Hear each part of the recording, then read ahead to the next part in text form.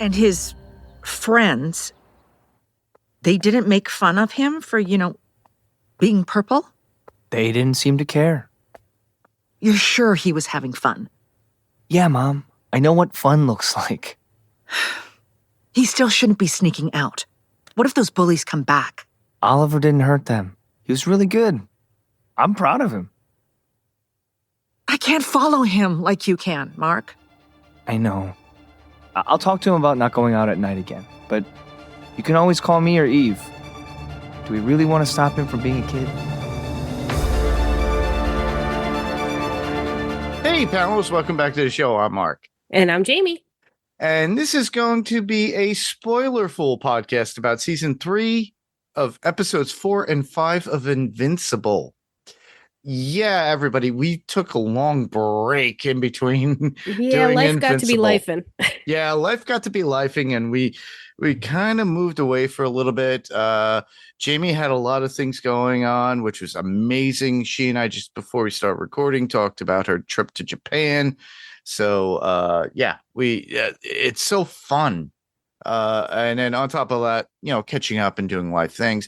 We've been keeping up and doing all the other stuff on Panels to Pixels podcast, but in this case, we're going to continue where we left off. And where we left off with Invincible was season 3, episode 3. And then on this particular episode of the podcast, we're going to cover episodes 4 and 5. So the first one we're going to tackle, and this might go a little quickly. We don't know. Maybe not. Who knows? But we're going to do season 3 of Invincible, episode 4. And Jayme, you take the title and the synopsis and walk us in. All right. Episode 4 is called You Were My Hero. The synopsis: 2 strangers asked Mark for help with a mysterious villain. Elsewhere in the galaxy, Nolan grapples with his identity, and Alan finds a surprising new ally. Yeah. That leaves out, yeah.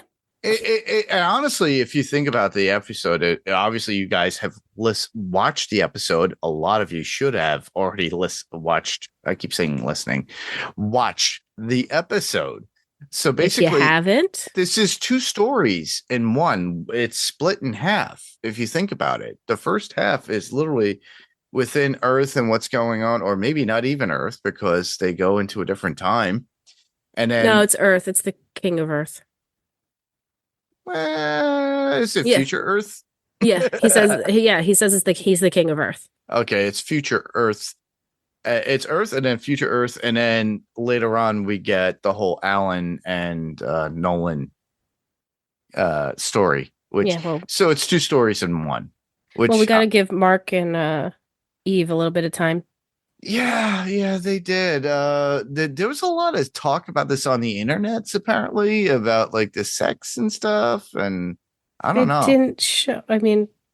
I don't know. There was a whole bunch of things going on during that time. I don't missed know. that. Yeah, exactly. What's that about? I don't know. Because they showed her delete their clothes, which was awesome. Like, that's a really cool way to get naked. And she still had a bra on, and then they cut away. And you know that they were doing the dirty or the dance.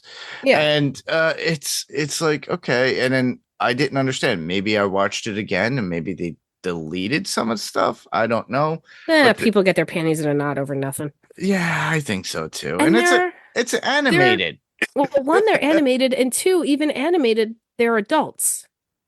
Yes. They're in college. They are. Well, they're of college age. Yes. Eve is in college. Mark has dropped out. But they're of the age where it's not weird.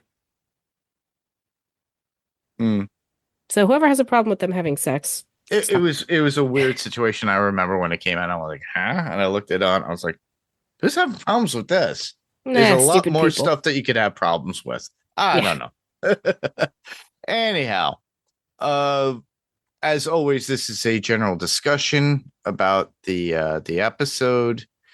Jayme already gave us the title and synopsis, right? So, yeah, You Were My Hero. Yep. Okay.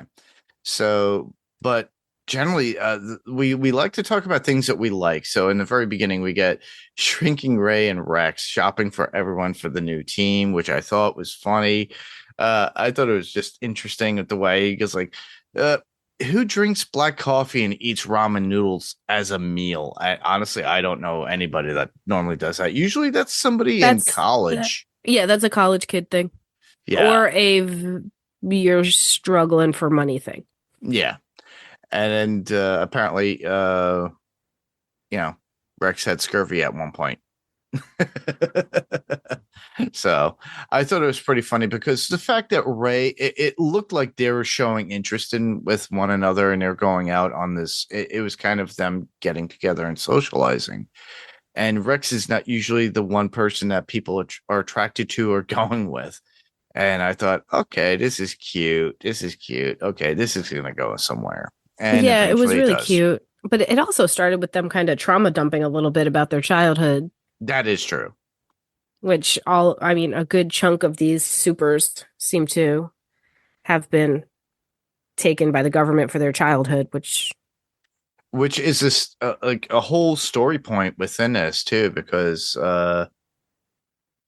this really focuses in on Mark and the government and knowing about the additional resources and going after Cecil regarding their actions on spying on him because he's part of that whole thing. Mm-hmm. And Cecil realizing that there is something else out there trying after Mark and the others that are out there. And we find out that Mark attempted to get information from Cecil about spying on the new team.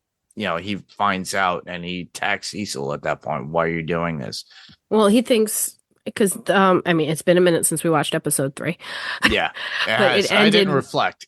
Yeah, it ended with that drone type thing outside of his room. And that's what he caught. And he thought Cecil sent it, which is a very logical thought. Yes. But as we know, it's not Cecil. No. It's other people. And eventually it will come out, everybody. You'll find out. No, we knew who it was. It's what's his face? The one who put everybody together. I can't remember his name because he wasn't in these 2 episodes. Angstrom. Oh yeah. It's Angstrom. We know it's Angstrom. Yeah, but Angstrom's always been a problem all along, but yeah, but Mark doesn't know that. Does he think Angstrom's still dead or hidden? He thinks that Angstrom is dead at this point. Yeah, so he doesn't know that's from Angstrom. Cecil doesn't know that that's from Angstrom. Only the viewer knows currently that it's from Angstrom. Or the reader, if you're into the comics, everybody. Yes. But yeah, Mark went to find that out, and Cecil's like, look, that you came in here guns a-blazing without guns. Muscle guns a-blazing. Yeah. And that wasn't us. He's like, now, after he leaves, Cecil admits, yeah, we are spying on you, but that wasn't ours. Yeah. Or like they are spying on him. Of course they are. I mean, nobody's shocked by this. But like he said, they know better than to get caught.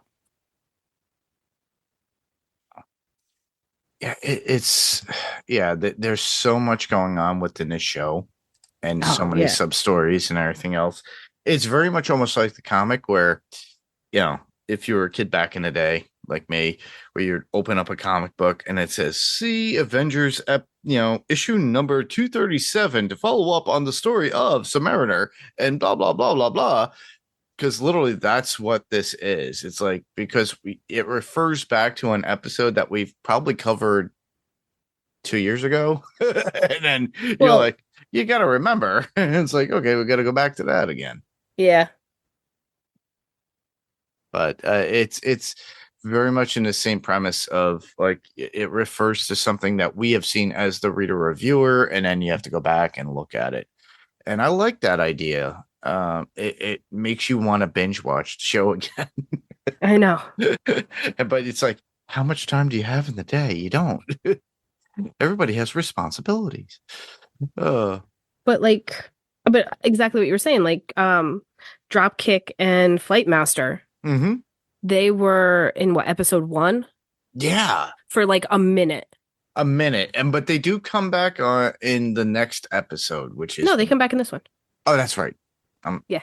Yeah. So My notes are all over the place, everybody. So yeah, they do come back, and in this one, they wind up taking Mark, but unfortunately for Mark, they interrupt his second date with Eve.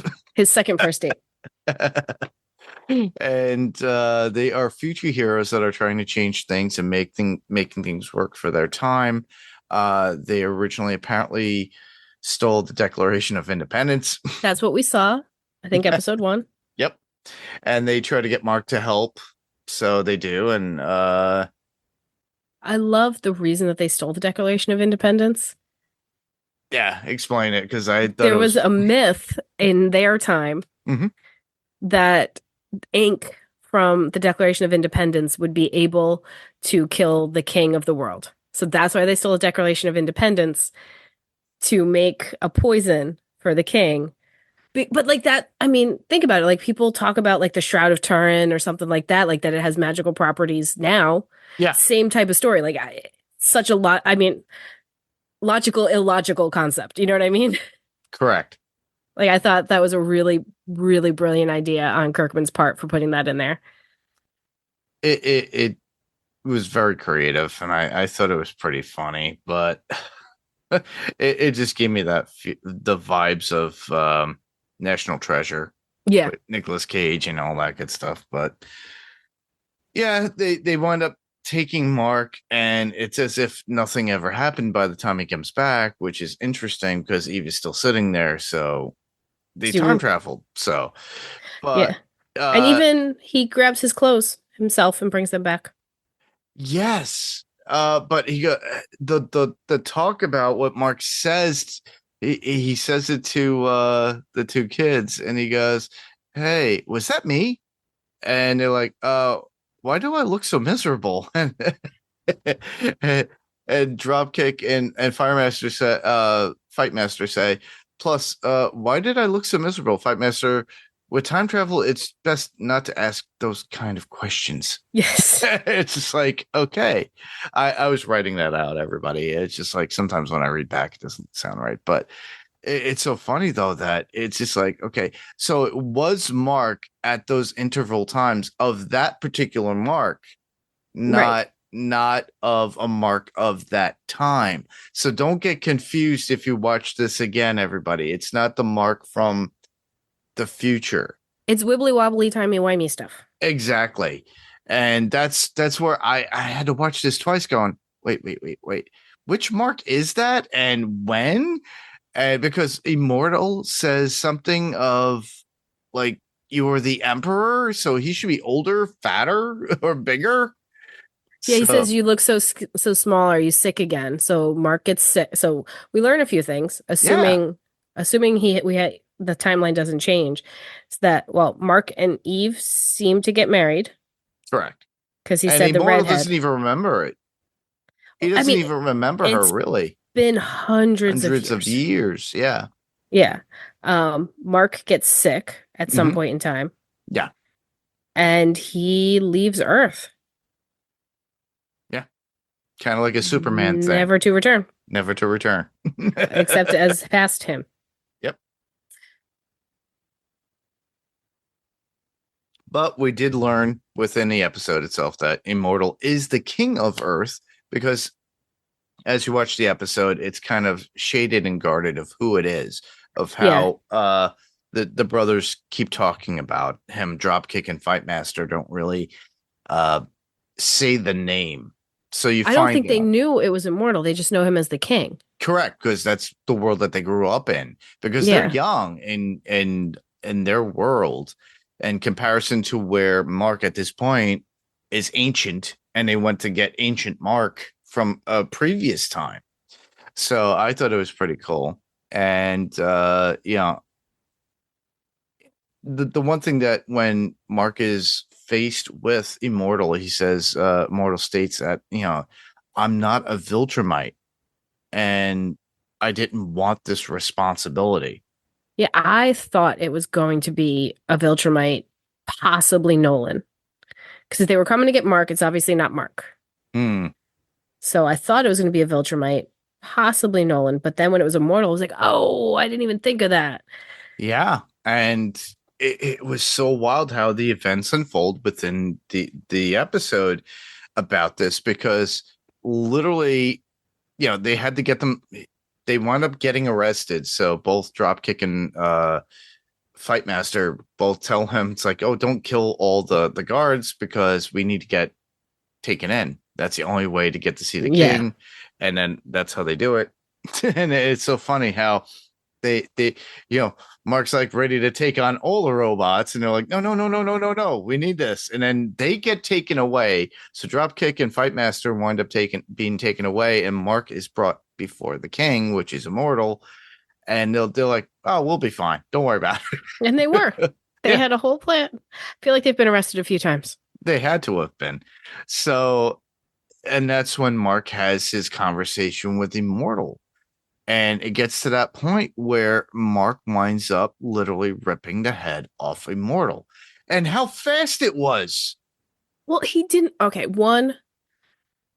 So when Immortal's talking with him, Mhm. very much reminded me of Hobgoblin from Sandman, the one who Yeah. makes the deal with death. Like, Yeah. it was very much at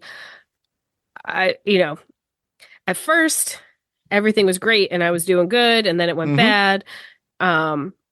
Like just being around for so long, and then he decides he wants to die. He doesn't want to be alive anymore. The only way to do it is to get someone to come kill him. The only person who knows how to kill him is Mark. So he just spirals. He just gave up. Well, he didn't just give up. He spiraled. He went crazy and decided the only way to get Mark to come would be to be awful. Mm. And it worked. Not the way he thought it was going to work. But it worked. Yeah. And like Mark even said, well, why don't you just yeet yourself into the sun or whatever? And he's like, no, suicide is wrong. Yeah. So basically it's superhero assisted suicide. Literally. Yeah. It's, well, they do have suicide pods nowadays. I mean, I don't know if it would work for Immortal. I don't think so either, for the fact that you have to separate his parts. And actually, Mark states that after he takes the head off, he goes, we have to separate all the parts of Immortal. And don't let them get back together. Correct. Because that was the reasoning why he came back originally to begin with. Yep. From after Nolan destroyed everything, and the fact that Immortal knew who destroyed everybody. But he did that, and then next thing you know, he's on his way back to see Eve. Well, there's one thing that Immortal said that I think is important. And it's been like this whole season, it's been a big theme. It's like, what kind of man lets others die because he won't act? There's this constant thing of mostly Mark, but also Nolan and anybody else, like the gray area that these people have to live in. Like they're not, they're choosing the lesser of two evils sometimes. Correct. Like they have to kill for the greater good, but does that, you're still killing. Like at what point do you become the bad guy? Mm-hmm. And it's this weird gray area that they live in that which is why a lot of, people or a lot of other villains are like, well, no, you're the bad guy. Like you did this. You made me evil. Like, yeah, this is a catch-22 because on Angstrom a lot of that. sees it. Angstrom, Angstrom sees it as Mark created him and caused him to be evil. Immortal says the same thing. You did this. You made me be the bad guy. I didn't want this life. You gave it to me, and the only way I could see to end it was to cause all of this pain to all of these people. Like, it's your fault that I'm like this. Now, it's not really Mark's fault, but at what Mark seems to, and he kind of dwells on this stuff a lot, like, where is my responsibility? Am I a good person? Am I not a good person? And that comes up a lot in this season. Yeah, it's a lot of duality that he's dealing with throughout it was throughout the comic, throughout the show. It's just something that we're starting to see more and more as the show progresses, because we're only in the third season, everybody. We don't know exactly how many seasons that we're going to get out of Invincible, but for those of you that are really, really into the show, and if it does seem to cease, you could always get the compendiums that are out there of the comic. Now, Jamie's not a fan of the visuals of the comic, I should give it another chance, but I but I got I a had big TBR sitting next to my bed right now of comics. So so I yeah, I know that feeling. I started getting into Invincible probably within the last 100 issues of the series. Now, mind you, there are multiple hundreds of issues. So I started getting into it, and when the comic shop owner looked at me and he goes, "You're just getting into this and your last name's Kirkman and you have not even read this?" I said, "Yeah, I know I'm kind of behind." He goes, "Yeah, you had a lot to catch up on, my friend." So that's where trade paperbacks come into hand. Everybody, you could get them on Amazon. You could get them at your local comic shop. local do comic your shop, it's yeah, the way to go. go to your local comic shop, order it from them, be a patron, do that, keep them in business. Uh, you know, to go to Cave Comics in Newtown, Connecticut, go to Jay and Silent Bob's Secret Stash in Red Bank, New Jersey, wherever you go to get your comics, please. Uncanny if you live near me. There you go. Seattle and Pennsylvania, go to Uncanny. So we're just trying to get there. Give comics a chance. Oh, I'm sorry. I'm starting to sound like I'm like trying to preach at everybody. But I mean, that's the thing I like about this comic, though, is that it's not like Superman, where Superman, and I know it changes later, but Superman always does the right thing. Yeah. Superman is always good. But this is more humanizing. This is why I like this. I like this so much better than the story. Yeah. Yeah. Because it plays in that gray area. I like that Kirkman does that a lot. He plays in the gray area. He does. He plays it more in the realistic reality of what we deal with on a daily basis. Yeah. If shit or fit hits the shan, and then like with Walking Dead, and everything comes like back to life, and we had no idea what zombies were, or you wake up one day and you have these superpowers, even though your dad was an alien and you knew this all this time, and you were waiting for your powers, and then now you have these powers, and what do? And then you find out your father, who was an alien, was trying to take over the world. And then you're dealing with all the nonsense of your dad and dealing with your humanistic problems. Because that's what this whole story is. It's about Mark. And that's what I really did enjoy, for the fact that he was growing with his duality of issues of being human and Viltrimite, and then dealing with his powers, and then trying to have a regular social life. Next episode, we get into a little bit more of humanistic points of issues that he has to deal with, which I do enjoy. But within this one, I really liked it for the fact that he literally gets back to Eve at that date and dropped in, and he goes, and he has that look on his face, and she goes, "Wow, that was fast." And he goes, "It's time travel." But he was gone for like hours upon hours. I love him and Eve, though. Oh, yeah. They're so good for each other. And I like that she makes the promise that, like, look, if you ever turn into a giant world conquering dick, I will kick your ass.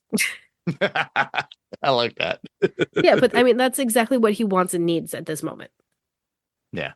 He needs reality and somebody to break it down and then be blunt with it, because for the longest time, Mark was lied to by his father.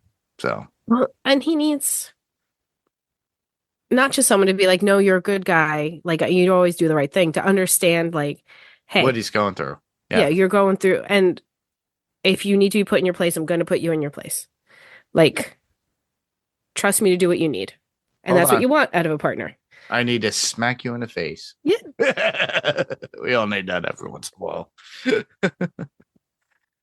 But he gets back, he winds up, and then the funniest part out of that date is like him going, "Hold on, we got to bring this back to New York." She's like, DC. It's the Declaration of Independence, and he brings it back, and they're like, "What the hell?" He just puts it between the door handles. So, and then after that, that's when it kind of segues into the next story, which literally We even get the credits. Like, I went, Yeah. wow, that episode was fast. that's what I thought too. And then And then I hit I- pause. I'm like, oh, that was halfway through. Okay. it was halfway through, yeah, because they do that from time to time. It's like, psych. Yep. And God forbid if you're one of those people like, oh, it's over. I could go back and I could go watch, Big Bang Theory and just watch whatever's on that. And then we But- get Alan, everybody's favorite. Yeah. Alan the alien. is awesome. Yeah, he's amazing. I love Oh. that character.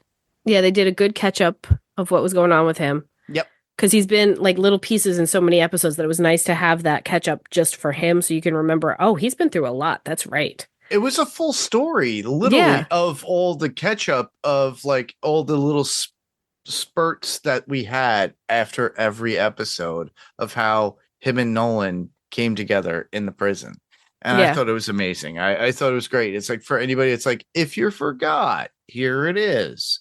And then, by the way, here we are now at this point. This point where he's about to make the Viltrimites' lives miserable. Yeah. But that was awesome. Yeah, it was. How the Viltrumites were going to kill Nolan was awful. Like, that's an awful way to be executed. Mhm. It was like they were tormenting him over time, Yeah. and then they were going to eventually just destroy him. But at that point, Nolan was willing to take on that. Yep. But Alan was like, no, I'm going to go help my friend. Oh my God. When he goes into Battle Beast's, Yes. he goes into Battle Beast thing and he's like, hey, there's a party going on outside. Yep. Do you want to bring the punch? Exactly. But the funniest is that he let out all the other prisoners before that. They all get wiped out. Yep. He's like, oh. Whoops. Sorry, guys. They thought we're going to survive. No. They got beat out. And then the last person he gets is Battle Beast. Like you said, it's like, there's a party. You want to bring the punch? Yeah, sure. Yeah. And then what happens to Battle Beast at that point? Well, Battle Beast starts taking out the soldiers and he's pissed about it because they were too easy. He's like, you promised me Viltrumites. I need someone worthy of my skills. And he's about to attack Alan. Yes. Because Alan's the only one who's up to his level. Mhm. And Alan's like, wait. I'm just in the wrong spot. We'll go find him. And they do. Like, I mean, Alan makes it so much fun. Like, it could have been so serious and whatnot, but it ended up just being fun. Yeah. But that, like, the fighting in space was so cool. And that double punch squished head thing. Oh, yes. Oh my God, that was so The good. eyes and the chin and the And just oh my squishy God. and squish. That's some of the best gore. Well, that's the only way you could get through it. God forbid if they actually did a non-animated version of this show. They couldn't. It wouldn't be the same. But I thought it was fine with what they did. And at the very end, Alan coming to Nolan's aid at this point and breaking him out. We got Battle Beast. He did his thing.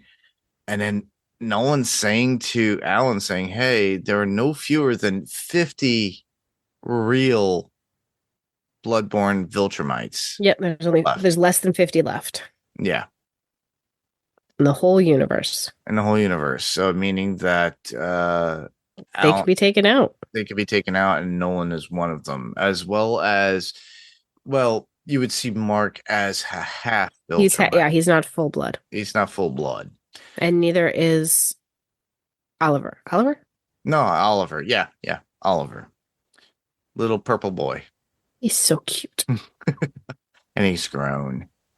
But then at the end of the episode, we do see Mark and Eve in bed. And they go to his house, and Well, they've been at his house, and then Debbie's like, "Hey, guy," or "Hey," hey, she thinks it's just him. Bringing or on, she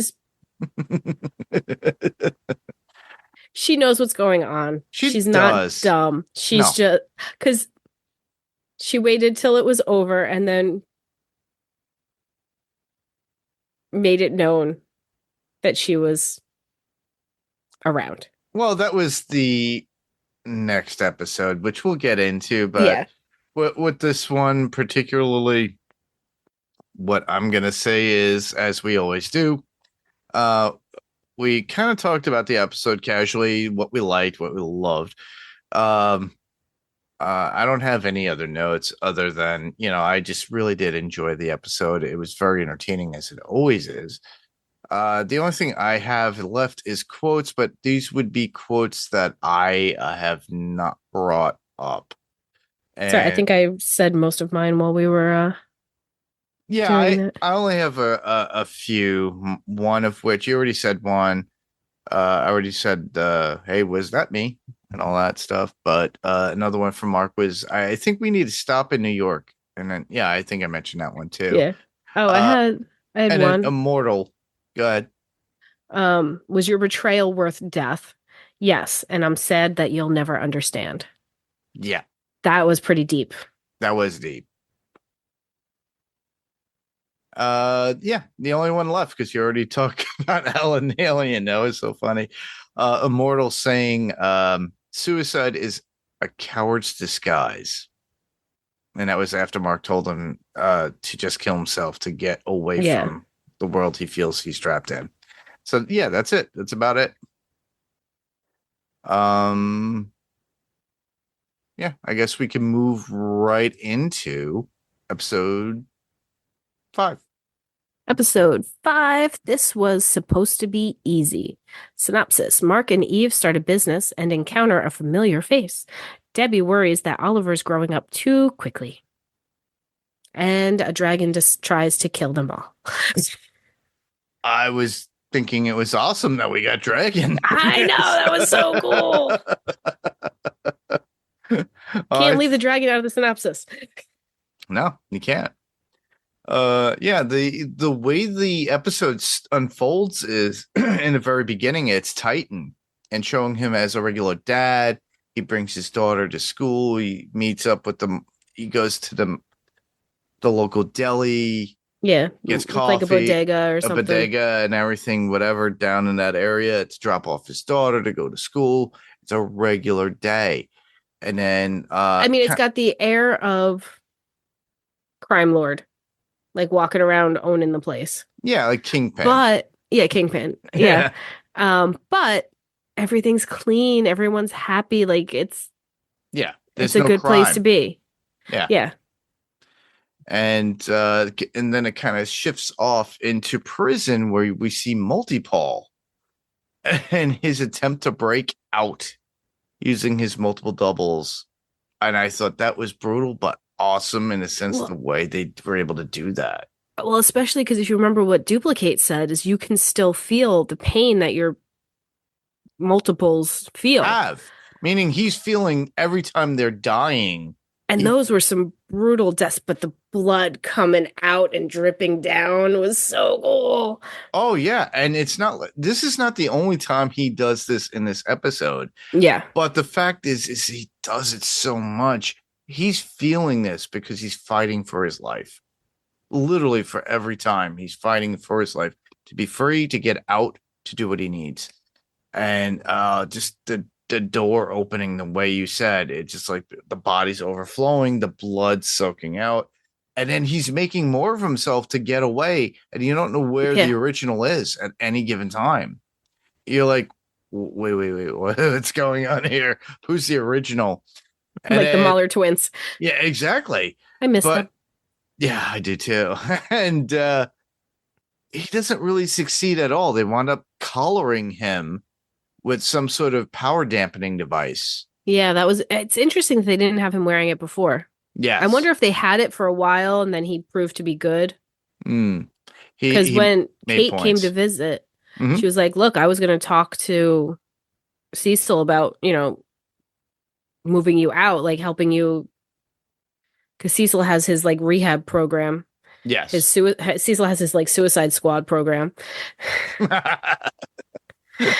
and she was like, I was going to talk to him about that, and he was like, nope. I don't know if he wants to be himself or if it's still the order, like he's sucked into the order. You don't really get what's behind him. We do get a little glimpse of their childhood and how they ended up in the government because their dad went crazy with. I like that aspect about this episode for the fact that it does what Invincible always does. Humanizes people and shows them where they came before. We got that with Adam Eve. We got that with a few other characters too within the show. But yeah, a lot of the supers. This. Yeah, and it seems a lot of the supers were taken by the government at a young age. Correct. And they seem to have driven their dad crazy. Mm-hmm. I mean, having toddler twins is hard enough. Having 20 of them. Well, like twins that have the same power to multiply. Exactly. Well, they were showing dad like basically sitting on the floor drooling, and then you have multiple of each these kids. Yeah. Like they, and they're toddlers. They didn't do it on purpose, but they seem to have driven him mad. Yes. And from what Kate says, he seems to still be mad. Yeah. And Paul hasn't forgiven him for that. Yeah, it's almost similar if you think about this, listeners. I know we covered The Boys and Gen V, and The Boys is kind of messed up too. By the way, that's coming back. Again, we'll be covering that. But it's kind of got that twisted sense of like people born with these powers and people not really knowing how to deal with them that are average people. They're not born into it. I mean, they have to deal with it. And then it's just like, to the kids or whoever they brought into this world, it's normal to them, but the other people are like, what the, and they freak out. Kind of look at the main character's character in The Boys and how his father wound up, they turned him and then he freaked out and then they wound up having to kill him in the end. Spoilers, everybody. Sorry. I mean, throughout not just The Boys, but throughout history, we have always taken people we find to be difficult or complicated and locked them away somewhere. Like that's just what humans do. Yeah. I would say right or wrong, but it's wrong. Well, if they're a danger to themselves or others, fine. But a lot of times, lock them away. Yes. But a lot of times they're not. A lot throughout history, we've done that for people who don't need it and then mistreated them because we don't know how to. Correct. I do agree with that. All right. But let's move on. We see this. We get that little history of Kate and Multi-Paul's father, and they wind up imprisoning, getting him back and putting him into prison, which is good. But then it segues back to Mark's bedroom. And Eve slept over that night. And Debbie tries to open the door, Mom. And then Eve has to... Yeah, they have Eve fly... Yeah. Then they have Eve fly out and just happen to drop by for breakfast. But Oliver gives it all away with saying during breakfast, they kept him up by playing, quote unquote, playing all night. So to me, I love it for the fact it's like a real family thing because you could see Mark kicking Oliver kicking him. That was so funny. It was so family based that it was like, and Debbie knew the whole time. Like she wasn't acting shocked. She wasn't acting surprised. Like it was such a normal, other than the fact that she flew out the window and came to the front door. Yeah. It was such a normal family thing. Like I may or may not have had people, crawl out or done it myself in high school, crawling out of windows. I've done that with my case when I was living with my parents. My friend Tanya, she was there. I was like, you need to sneak out. coast is clear. Go out and ring the door. Yeah. It's like that was it. Mark, oh really? I was Yeah. like 20 at the time, but I was like, okay. Yeah. It's such a normal thing to do. And to have a little brother rat you out either on purpose or because he just doesn't realize what's going on. I love it. It was such a normal family, lighthearted, fun thing. It was awesome. It felt like normal Yeah. day. And I think Debbie appreciated that by every means known to man for the fact that she needed a piece of normalcy. Yep. And it felt like family to her. And this is something she could parent. Correct. She knew how to handle this. She handled it well. Like, it had nothing to do with anybody with superpowers or anything like that. It was just normal Life. Normal life. The motherhood in the future she thought she was getting. Yeah. And I did she really deserved appreciate it because she's awesome. Yeah, she does. And she's got her boyfriend too, which Mark brings up. Still not sold on him. What? I'm still not sold on him. No, not many people are. But I love how that, they were talking about Mark and Eve talking about, hey, we should get our own apartment, we should get a business going. And then next thing you know, it segues to literally Eve at the prison suggesting heroes for hire, which is like a Marvel thing, Luke Cage and Iron Fist. But I mean, to police the prison for these superpowered people. yeah, I mean, what else are they going to do? Is he going to DoorDash? Yeah, wow. That'll be the fastest DoorDash known to man. Oh man, I would love that. Better tip him properly, otherwise he might burn a hole in your window. But would this cheese slide off the pizza going that fast? I don't know. I don't know. Well, Spider-Man had a hard time with that too, if you remember. Oh yeah. He was stuck in a janitor's closet at one point and he was still late.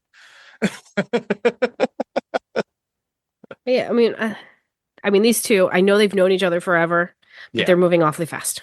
They are moving fast, and that does But come also, up later on. That's what you do when you're that young. Yeah. Because you haven't had the bad repercussions yet. No.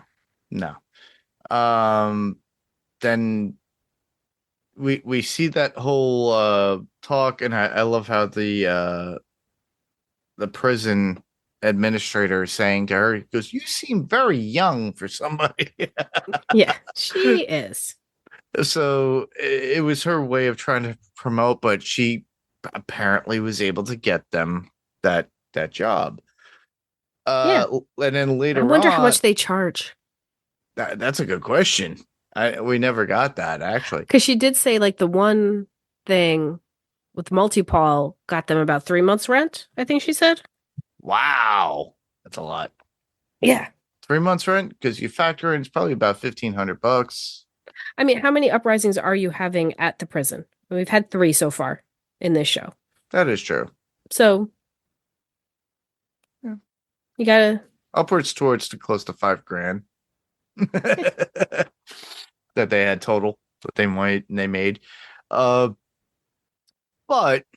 we move forward, and Debbie's concerned about Oliver. Oliver has been sneaking out and disappearing. So Debbie asks Mark to help, and Eve and Mark go looking for him at night.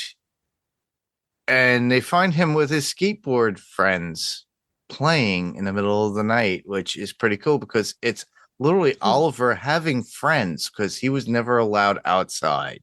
And it's so cute. Like, he even hits a point where he uses his superpowers and they're like, stop it. You can't do it with your superpowers. And they're accepting of it. It's so amazing.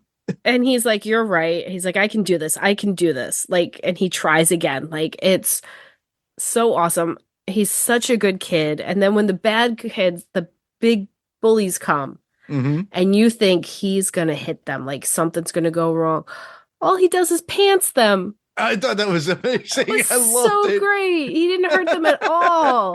Like, he's such a good kid. Because a few episodes ago, we were a little worried about him. Yes.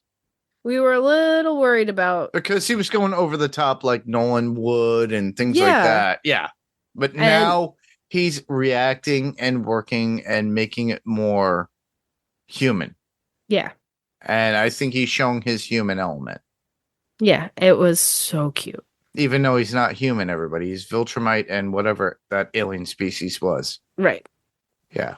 But it's But the he's- influence of Debbie and Mark at this point on him to treat him how he's supposed to be. And I'm loving this. I just hope we don't lose Oliver at any given point because we all know his life cycle is shorter.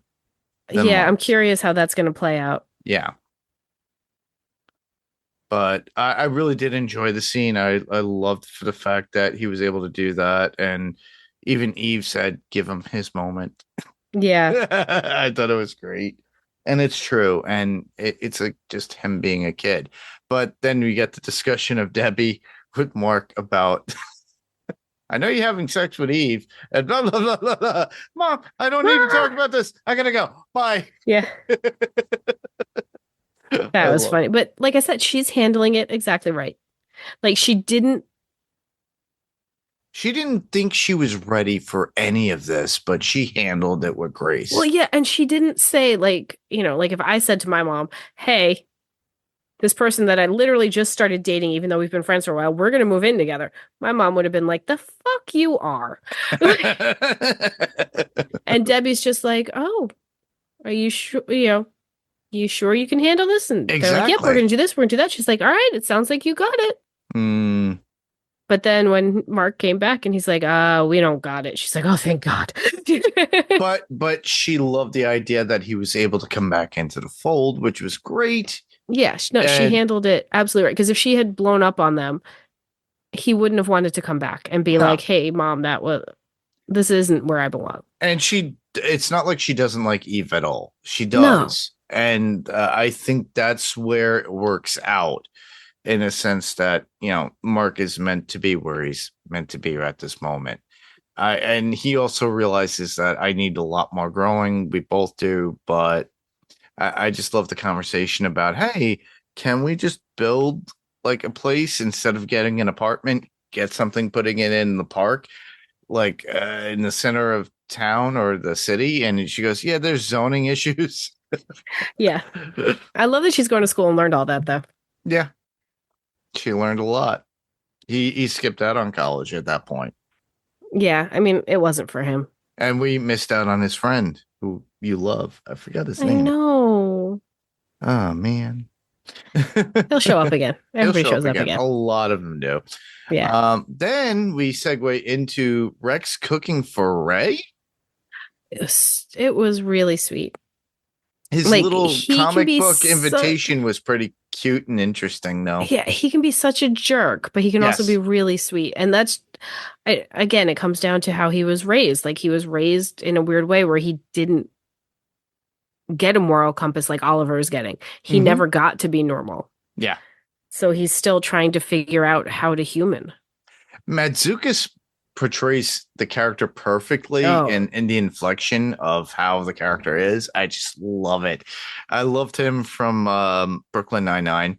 I don't know if you guys ever watch it, but I highly recommend it. A lot of people would think it would be off-putting, but to me, I just enjoy it. It's one of those background shows I put on. But Madzukas is in on that, and he plays a crazy, crazy character in that one. But his portrayal of this particular character, which is ripped and torn from how they are, as far as like how they're brought up, how they have to use their powers, and then treated almost like a god at times, and then dumped on all the time, and don't know how to relate to other people. And that's where this whole Rex and Ray situation is like Ray is more aware about certain things, whereas Rex is trying to catch her attention. And then he makes her this lovely meal, but of course it's from a meal kit. That's fine. but he also had all the books out to do all the other stuff to make salad and everything else. And apparently he stole Immortal's wine from 1762 when they abandoned the HQ at one point. And Yeah, that was funny. he blew the dust off of it, and she goes, "Oh my god, this is ancient." And then it ended up being gross. Yeah. But the food was good, which was cute. That was good. But yeah, I thought it was a nice, cute scene after what we got from both Eve and Mark, as well as with Debbie and Oliver, and it kind of meshed in. It was that sense of feel good moments till we get into the brutal part of what we need to get into, which is the last part of the episode. Yeah. Which is the takeover between Titan, Machine Head, and Mr. Liu. Liu, that was it. Yeah. I was like, yeah. He's got the metal underjaw chops. Yeah, like he comes into Titan and is like, "Hey, you don't do what I want, I'm gonna hurt your family." Yeah. Like which was what was shown to us in the very beginning, everybody, when you saw Titan with his daughter and they were going through as being a mobster and kind of like a kingpin with the bodega and everything else. A mobster with a heart of gold. Yeah, so basically a mobster with a heart of gold, like Jayme said. And the fact is, it's showing that he has a conscience, whereas Mr. Liu doesn't. And he's there to do whatever he needs. So this is part of his situation of trying to break out Multipole from prison because he was the person that wanted Multipole out. And he's telling Titan he's got to do that, but that's not the only thing he's going to have Titan do. Oh, yeah. Like, he's still going to be running the show. Correct. Titan thought that if he got rid of Machine Head, that was it. And that's not it. Like, and Kate and Paul were talking about the order. Like, you can't get out. No. You say you're getting out and you're not. Correct. Yeah, it's a bit of a mess. He's in a pickle, everybody. So he's been working hard and trying to go through the motions and everything that is needed for Mr. Liu. And now he's kind of put him on the wayside, but now he's being forced. So, yeah. And then Mr. Liu warns Titan about potential threat. And then decides, nope, you're not doing it. I'm taking it. And well, Titan comes to He Mark, goes... calls Mark. He asks Mark for help at one point. Does he call Mark right away, or does he go to the prison and meet Machine Head first? He meets Machine Head first, I believe. Yes. Yeah. But he goes to Mark for help, and Mark's like, "No, you're a bad guy." Yeah.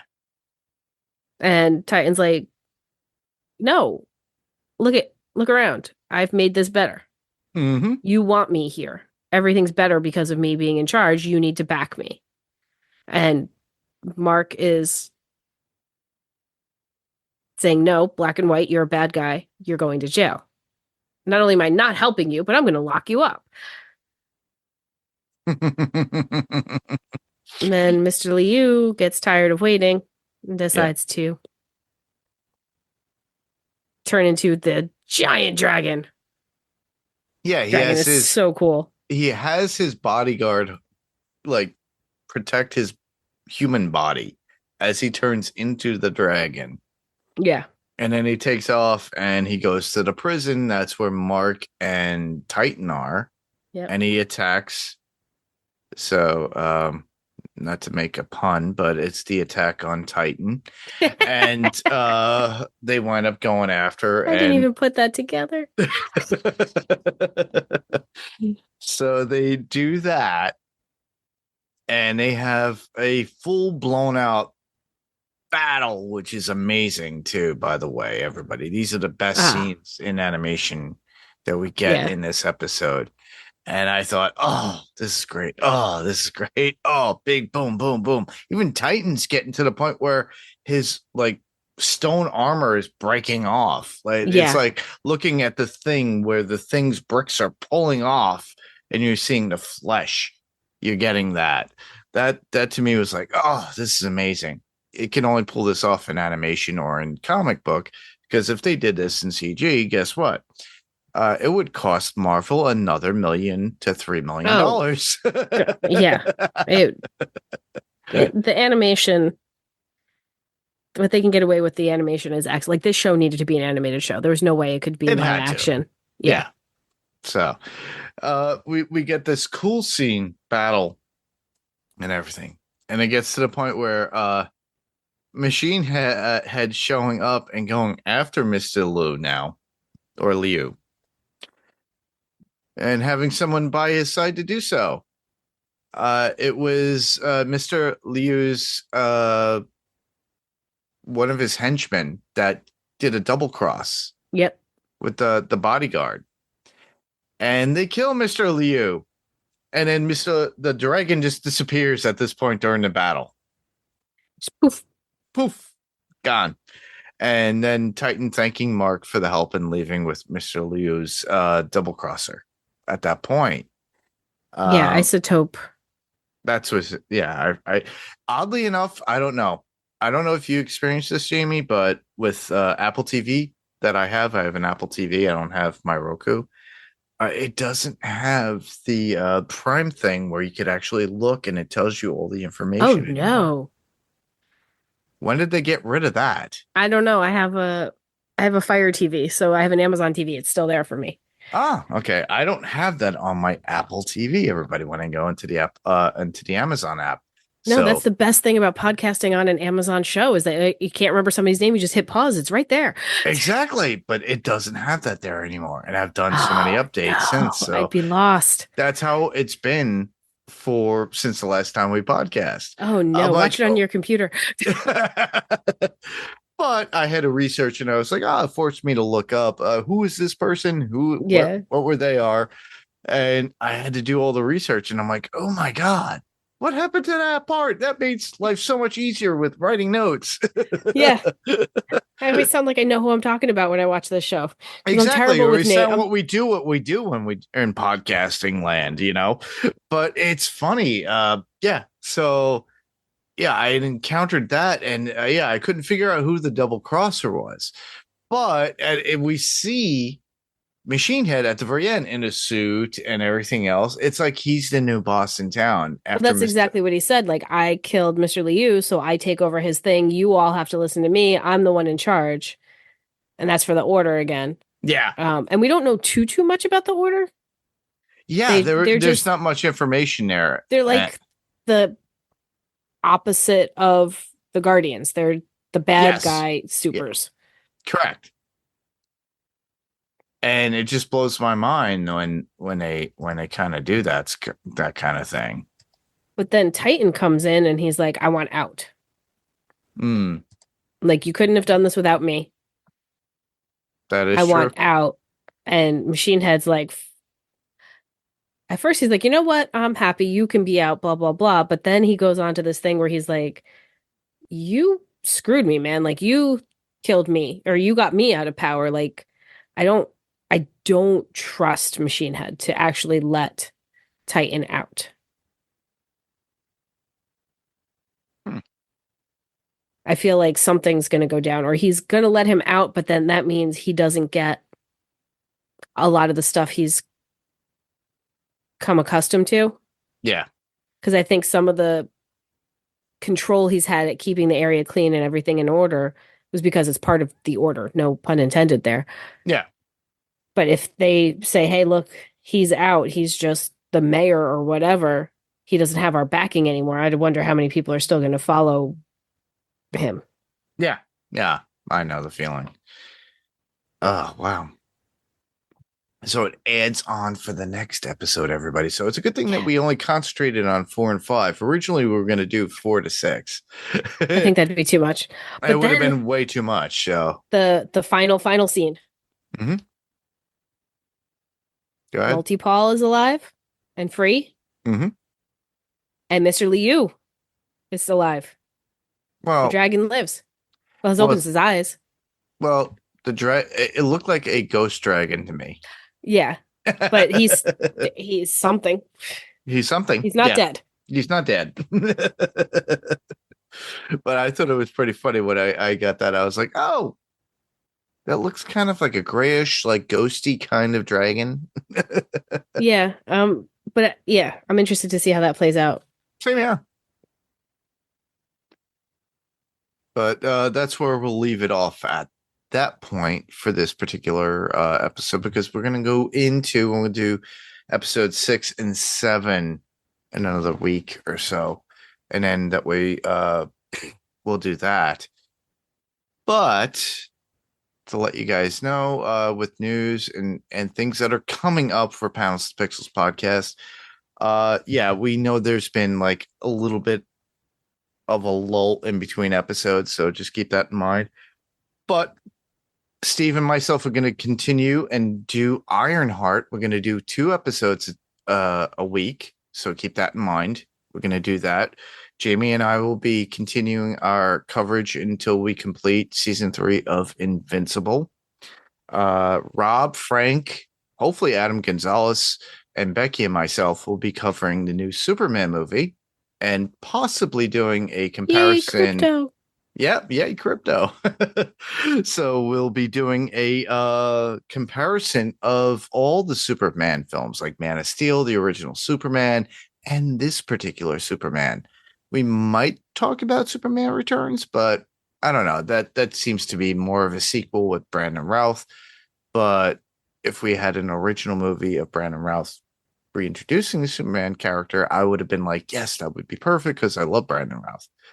Anyhow, we're going to do that and as a total comparison, because we already gave you our Lester versus Donner version of Superman 2, and you guys got to listen to that, which is pretty funny.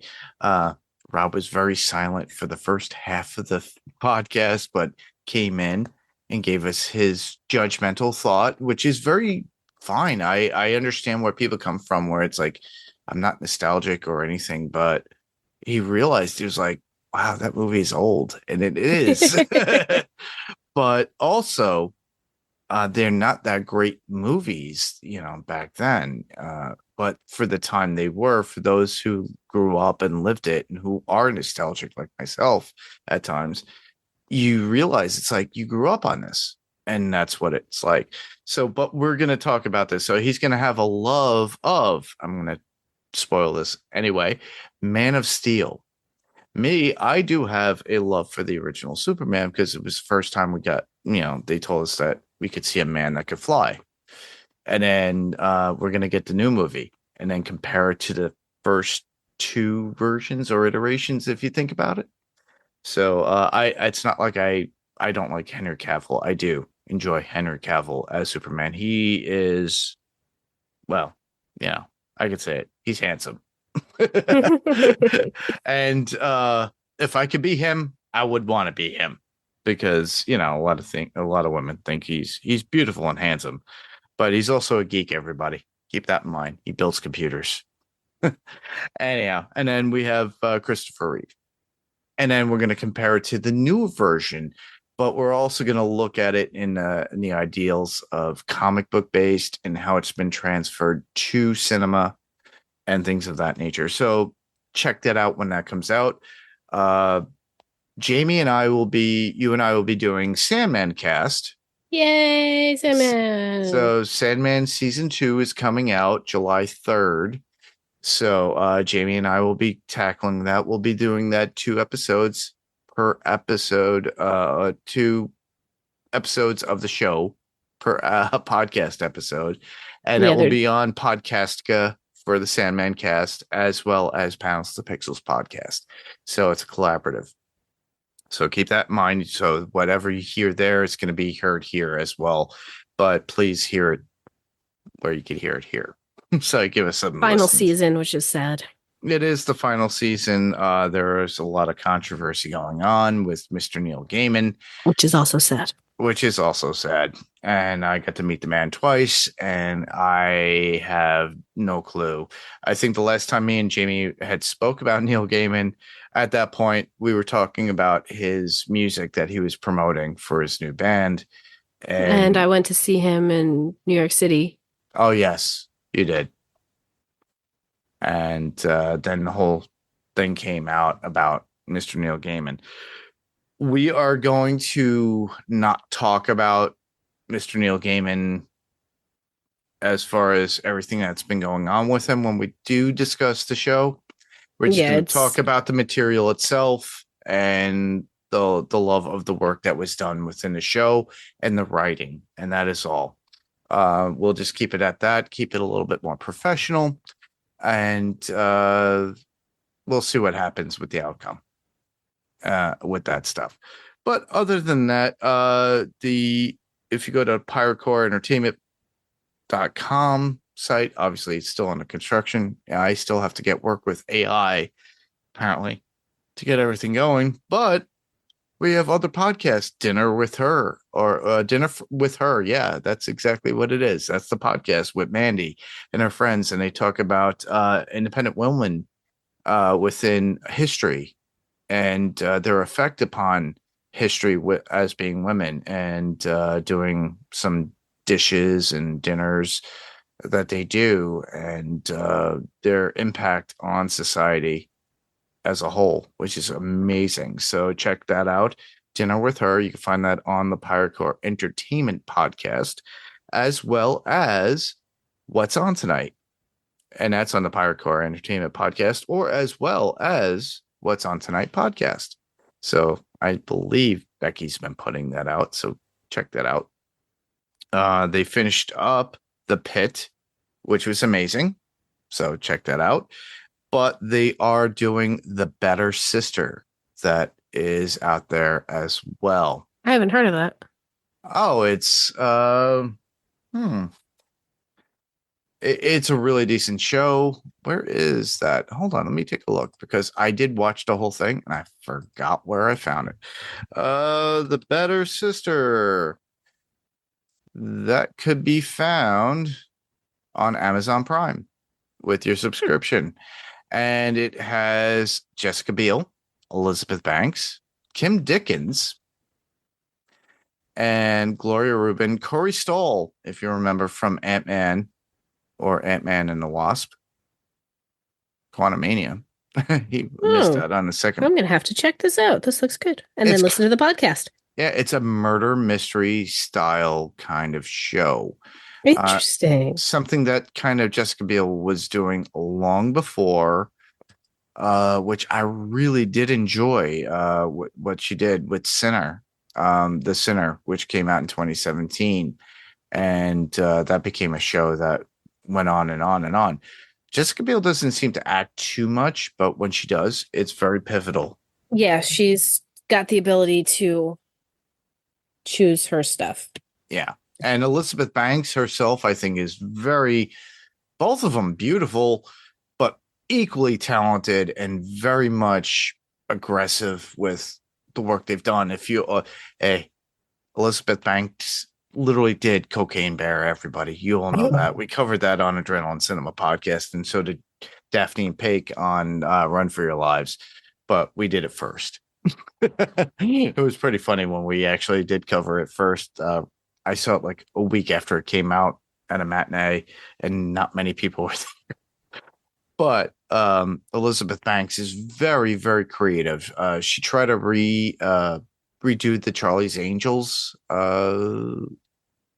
that whole series or movies. It didn't do well, but you know, she made an effort. But I think she is very creative, and I think she's very talented. A very good comedic actress or actor, in my opinion. A lot of people don't see it, but I do. Other than that, we are coming at you with more music stuff for the Pyrocore Music Podcast. So look forward to more stuff with that, related to that. My friend Jeff Altieri, who is Jeff and Rage, and We'll be talking about the New York City hardcore scene from with the band Enrage. Possibly Bobby Gustafson from formerly of Overkill, the godfather of thrash, as a lot of people like to call him. I'm going to try to get him on and talk about his experience within music, or the thrash music series, scene within New York City. Then on top of that, I will be doing a discussion with my friend about music therapy, my friend James Melville, and we're going to talk about Slipknot and comparisons and how it works with you with music therapy. And then for Adrenaline Cinema Podcast, look forward to Rad. My friend Robert Muir, he and I are going to be doing a coverage of the movie Rad from 1986. It's a BMX racing show, a movie, everybody, if you'll remember that. And then he and I will actually be doing a thing for Pyrocore Music Podcast, which will be about the 50th anniversary of Iron Maiden. So keep that in mind. That's what's coming up. But if you have any podcast recommendations, Jayme, let us know. I don't know if you have been listening too much lately. I mean, I've been listening to some of the Podcastica stuff, and then I listen to a bunch of horror stuff. That's Spooked cool. is still a favorite. Awesome. And then Ologies, if you want to learn some stuff. Yeah, I've been listening to a lot of audiobooks lately. Oddly enough, for business. I need to get back into that. But yeah, if you want to learn some stuff, Ologies is the podcast to go with. Like, I didn't think I really cared about ducks, but fascinating podcast. Huh. Or porcupines, absolutely fascinating. Even spiders. I don't like spiders. Podcast, so interesting to listen to. Oddly enough, I'm a huge Spider-Man fan, but I don't like spiders myself, which is so funny. But I have a friend who loves Spider-Man just the same as I do, but he freaks out. But I'm okay with spiders every once in a while. I just don't like a multiple amounts or a very large spider on me. And I had a very large spider on me last week. And my buddy at work was like, dude, it's on your boot. Had to kick it away. Anyhow, little things that we treat you to, which is so funny. But yeah, I've been listening to a lot of audiobooks based upon with work and everything else. They always help out. Odyssey is amazing to listen to, everybody. Do it. Yeah, keep that in mind. Things to look forward to in the next coming week. Jaws is celebrating its 50th anniversary. The best movie ever. And we are covering this. Rob Moda and Frank Gonzalez. Frank Rodriguez. Sorry, Frank. I messed up your name. I mixed it up with Adam and yours. Anyhow, so Rob Moda and Frank Rodriguez and myself will be covering Jaws, the 50th anniversary. And we're just going to do a general discussion of it. I invited Jayme. She couldn't attend, unfortunately. Yeah, going to New York City Pride Parade. Well, that's still good. Yes, I'm excited about it. I'm marching. But we're going to have fun just discussing it in general. Keep in mind, there's a lot of events that are going on around Jaws. So this will be for Adrenaline Cinema Podcast. Shameless plug. If you happen to be at Yankee Stadium, can get me a Yankees Jaws cup, I will pay you. There you go. Try that. Please let us know. That'll be amazing. That's two of my very favorite things in the whole wide world. Well, I was actually offered something to go to Martha's Vineyard, but I don't have any cash because I'm cash poor, everybody. So I was invited and given granted a ticket if I wanted to, because it's somebody who works in the business, but it's $250 a head because they have limited edition wine and glasses of Jaws at Martha's Vineyard where they filmed. That's so cool. And I was just like, I have to say no, because I didn't want to be one of those like a leech or something to somebody that's part of the industry. I was like, nah, thank you. But there is beer out there that you could actually buy in local distributorships. And a lot of movie theaters have popcorn buckets and drink cups and stuff like that. Exactly. AMC Which theaters. reminds me, I need to So- go to my theater because they didn't have it yet when I was there the other day to watch 28 Years Later. Oh, but if you go to, like, let's say, Jayme, if it's AMC merchandise has a website, so you can buy directly from them. Yeah, it's And same actually thing what's with next to me Cinemark. is Marcus. I have a movie tavern next to me. Oh, not Marcus Alamo. Theaters. Oh, okay, not Alamo. Yeah, not Alamo House. Draft House. It's Okay. movie tavern. But, support that and do that. But there is a lot of Jaws merchandise out there. There's Jaws beer, there's Jaws wine. There's a whole bunch of Jaws stuff out there that you could get right now, but you could pre-order it if you can't get it locally. So go online and search for it. You'll find it, and you just have to order it. It might be a little bit more money because it's kind of late in the game. You had to do it before. But the one at Martha's Vineyard was only for invite only, and it was $250 a head. And That's a lot. And then you had to you got a bottle of wine and you got a limited edition glass that had Jaws on it and had something really quirky about it on it, which is so funny. And then they had the museum there too, by the way, which was interesting that I was told about because it was stuff that Nicotero had done as body doubles of Quint and the guys in the boat as they were overlooking on the boat itself onto the shore. That's so cool. It is. So, Jaws is celebrating its 50th anniversary. If you're able to go to a movie theater that's celebrating it and playing it, go see it. Yeah, I believe it's what did they say? Memorial Day weekend they're going to be playing it for? Well, we're coming up on July 4th this coming week. Which is when the movie takes place. Yeah. So that it'll be out then. You could go to the drive-in theaters. They're doing them as well. Up by me, the Overlook movie theater is there, as well as the Hyde Park movie theater. They are playing those. So that's from what I'm told. Yeah, if you're in PA, I know Colonial Theater where they filmed The Blob is playing it. Awesome. But support it. This is always fun. Even if you're out in your pool and you got your projector and you got that blow up screen, put your Blu-ray DVD onto it and just project it and then put it out through your speakers, outdoor speakers. I know some of you people, I have decent sound systems. I set them up all the time, everybody. That's what my job is. I do professional, premium home theater installation for outdoor, indoor, everything. And I've seen this stuff. People have a great time with this.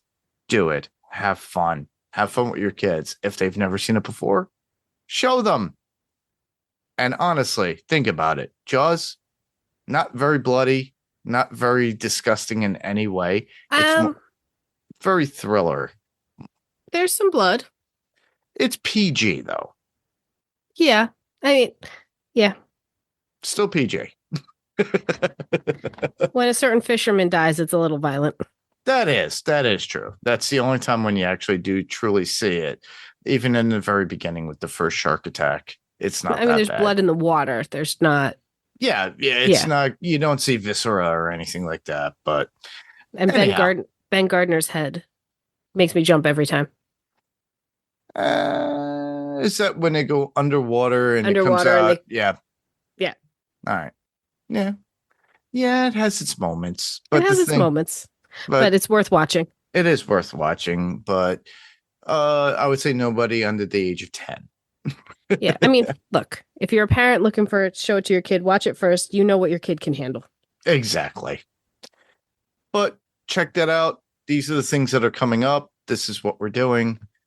Check us out. All you have to do is go to the Pirate Court Entertainment Facebook page, go to Panels and Pixels podcast Facebook page, or Panels and Pixels Facebook page, actually, and then Adrenaline Cinema Podcast, that page itself, or podcastica.com too, because we're going to be on there for Sandman Cast as well. Yay. So for you guys to submit your feedback, we didn't really provide anything for this because this was like, hey, we're back. Surprise! Surprise! You thought we gave up. And we did. Jason actually asked me, he goes, are you still covering that? And this was like 3 weeks ago. And I was like, yeah. So that's why we're doing this. Just to finalize and finish up Invincible season 3. And then we're going to go on to season 4 when it does come back. But we can be heard on Spotify, Apple Podcasts, or whatever podcast player of choice that you have. Obviously, there are ratings or reviews there. Please give us a 5-star. Give us a comment when you do the review. It'd be awesome. That way people get noticed. I've seen like 6 or 7 of these already on like Hardcore Entertainment or Adrenaline. For panels, we only have about 5, but they haven't been updated in years. If you could do this, a great favor would be greatly appreciated. You can actually check out the website if you want. It's still under construction, PirateCoreEntertainment.com, with all the other podcasts, but I've already mentioned them that they're out there. To submit your theories and feedback, all you have to go to is our Facebook group, which would be facebook.com/panels2pixels. I usually post an image, so next time I will have an image for Sandman Cast, and I will have one for Invincible, and you just have to put your comments below the image, and we'll talk about them at the very end when we get, hey, feedback, we got feedback. And then, or if you want, you could send us out a regular email. That would be, you could easily send that to panels2pixels1@gmail.com. Panels, 2 is spelled out TO, pixels, and the number 1@gmail.com. Write out your thoughts. And if you feel the need, you could actually record yourself and then send that as an attachment in the email, and we'll play it. And it would be as if you were on the podcast itself. We could also be heard on YouTube as well. All you have to do is search Panels to Pixels podcast, give us a thumbs up, subscribe, ring the bell, and then if you want, you could easily leave a comment, and then we could read that as well. But other than that, well, obviously I've already told you where you listeners could hear me in other places, but Jayme, what about you? I'm just here and Sandman. Okay. Until we get back to the Friday the 13th stuff again. Yes. On Adrenaline Cinema. I was just watching the remake earlier today. Oh, wow. There's a lot more stuff brewing too. So Adrenal heads, if you guys are out there, there's a lot going on about Friday the 13th now. The TV show's supposed to be coming. It's supposed to be. That's back alive again. I really thought that was dead in the water, no pun intended, but it seems to be alive. Yeah, Linda Cardellini is apparently set up to be Mrs. Voorhees. Yeah, I'm not gonna believe it until I see it, but I'm Same hopeful. Here. Yep. With that, anyway, that was our show. And I'm sorry you guys had to listen to the last end. I was drawing. But we were having fun. We wanted to keep you guys updated. But I just want to thank everyone for listening. I'm Mark. And I'm Jayme. Same podcast, different panel, different pixel. And this was Panels to Pixels podcast. We'll see you on the next panel. Good night, everybody.